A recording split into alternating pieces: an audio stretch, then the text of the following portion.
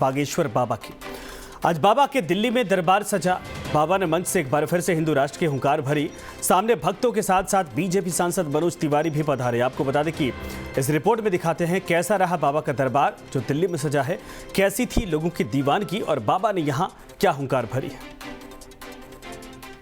बोले बागेश्वर धाम सरकार की, परम पूज्य गुरुदेव भगवान सन्यासी बाबा की जय जय श्री राम। हिंदू राष्ट्र की हुंकार। तुम लोगों को अगर मौका मिल जाए तुम अभी हिंदू राष्ट्र बना दो। महाराज जी आप चिंता मंच से सनातन का प्रचार करो, भारत को हिंदू राष्ट्र बनवाओ, हम तुम्हारे लिए खून पसीना बहा दें। जय जय जय बजरंग बली। ऐसे शुरू हुआ बाबा का दिल्ली दरबार।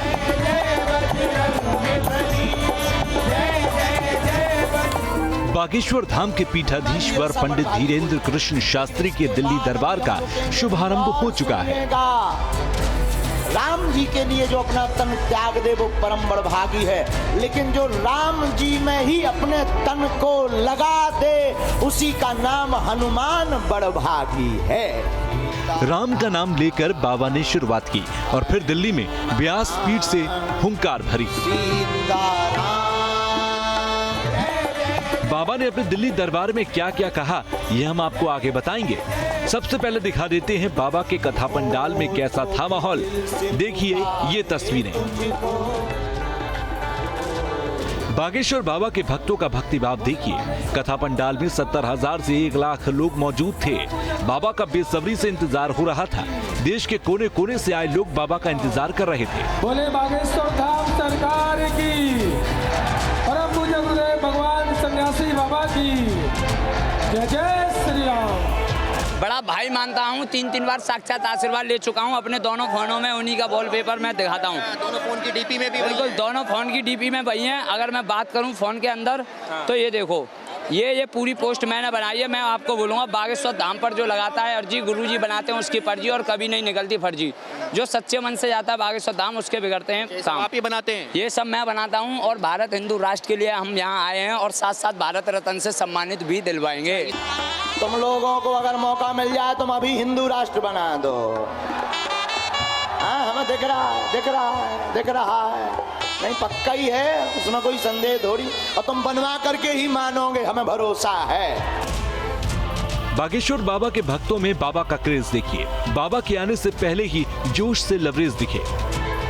ऐसा बिल्कुल होगा। देश तो हिंदू राष्ट्र है सर, बस जो लोग सोए हुए हैं करना बाकी रह गया। हिंदू राष्ट्र तो है पहले से था।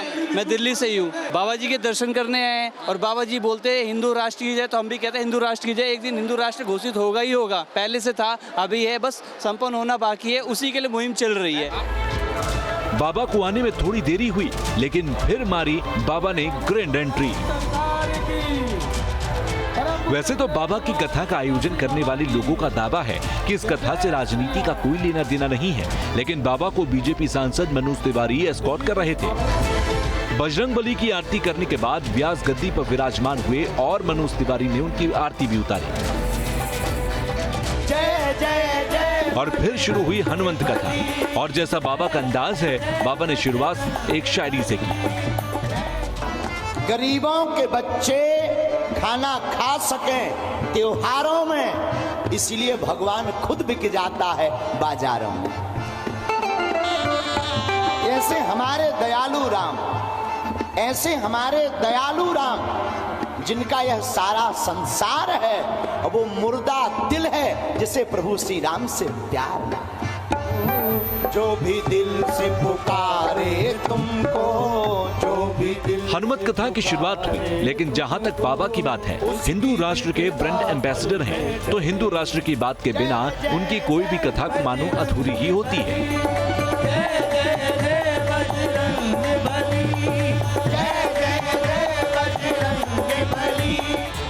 बाबा ने हनुमत कथा की शुरुआत तो भजन कीर्तन से की, लेकिन जब एक बार हिंदू राष्ट्र की हुंकार भर दी तो बाबा को फिर कौन रोक पाया है। बाबा ने हिंदू राष्ट्र के लिए खून पसीने तक की बात कर दी। हम लोग कहते हैं, हमें भी कई लोग मिलते हैं, महाराज जी आप चिंता ना करो, आप तो हिंदू राष्ट्र की बात करो और भारत को हिंदू राष्ट्र बनवाओ, हम तुम्हारे लिए खून पसीना बहा देंगे। बाबा के दिव्य दरबार में लोगों की भीड़ कितनी थी, जरा ये तस्वीर ही देख लीजिए। बाबा की कथा सुनने के लिए लोग पंडाल पर चढ़कर बैठे थे। सीताराम हनुमान, सीताराम हनुमान, सीताराम हनुमान, सीताराम। बागेश्वर बाबा के लिए एक्सक्लूसिव इंतजाम किए गए हैं। आपने कथा पंडाल के अंदर की तस्वीर तो देखी, लेकिन आपको बता दें कि कथा वाले दिन दिल्ली में मूसलाधार बारिश हुई। दिल्ली एनसीआर की सड़कों पर जलभराव था, हर तरफ ट्रैफिक जाम था। कई इलाकों में ऐसा लग रहा था मानो सड़क पर नदी बह रही है। लेकिन बाबा के कथा पंडाल में कोई दिक्कत नहीं आई। बाबा के पंडाल में इंतजाम फिट एंड फाइन था। दरअसल मौसम को देखते हुए बाबा के पंडाल में जर्मनी से इंपोर्टेड पर्दे लगाए गए थे और जमीन को सूखा रखने वाला एस्ट्रोटर्फ भी लगाया गया है। ये हमने जो कथा पंडाल के लिए जर्मन हैंगर जो लगाए हैं, इसमें लगभग 1.25 लाख स्क्वायर फीट जगह है जो हमने कवर की है। इसकी बहुत सारी खूबियाँ और विशेषताएं हैं। इसकी सबसे बड़ी विशेषता ये है कि आपने देखा होगा पिलरलेस है। 1.25 लाख स्क्वायर फीट एरिया अगर पिलरलेस आप बनाएं तो उसकी अपनी विशेषता होती है। उसमें पानी की कोई व्यवस्था नहीं है, कितनी भी तेज़ बारिश आए वो पानी नीचे नहीं आ सकता है। आंधी तूफान की वेलोसिटी अगर काफ़ी अधिक भी हो तो भी इस हैंगर को कोई फ़र्क पड़ने वाला नहीं है। दरअसल बाबा की कई कथाएं बारिश की वजह से स्थगित हो गई। कई बार बाबा का दरबार मूसलाधार बारिश में चला, लेकिन दिल्ली में बाबा के इंतजाम एकदम तगड़े कर दिए गए। दिल्ली में बाबा का दरबार 3 दिनों तक चलना है और माना जा रहा है कि इन 3 दिनों में बाबा जो भी बोलेंगे वो दूर तक गूंजेगा, क्योंकि बाबा इस वक्त कहीं और नहीं बल्कि देश की राजधानी में है। और दिल्ली वालों का क्या कहना, आप लोगों की तो लीला ही अपरंपार है। हम लोग जब बुंदेलखंड में रहते मध्य प्रदेश में, तो वहां से हम लोग कहते भाई बात ऐसी बोलो कि यहां से दिल्ली पहुंच जाए। हम लोग जब वहां बैठते ऐसे बातें करते आपस में, जब बातें होती हैं हम लोग कहते भाई बात करनी तो ऐसी करो कि यहां से दिल्ली पहुंच जाए। लेकिन अब जब दिल्ली में ही बैठे तो तुम लोग कहां पहुंचाओ। बोले बागेश्वर धाम दिल्ली से मणिदीप शर्मा के साथ टीम न्यूज़ नेशन।